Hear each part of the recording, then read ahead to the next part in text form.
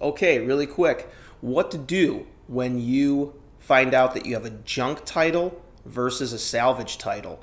When you have a junk title vehicle, that vehicle is only to be used as parts or sold to a junkyard.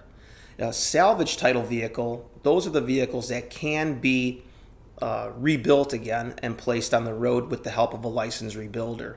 So if you have a junk title vehicle, you're only going to use that vehicle for parts only and then maybe sell to a junkyard.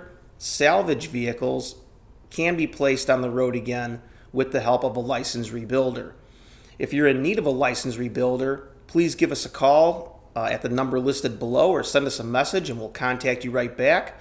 We are licensed to help anybody in the entire state of Illinois, so give us a call. It'll probably be a 5-minute conversation just to get the particulars of the vehicle, find out how many inspections you're going to need, what kind of repairs are needed, that sort of thing. It's basically a 5-minute conversation, so give us a call at the number listed below or send us a message. We'll contact you right back. I really appreciate you taking the time to watch this video. Thanks.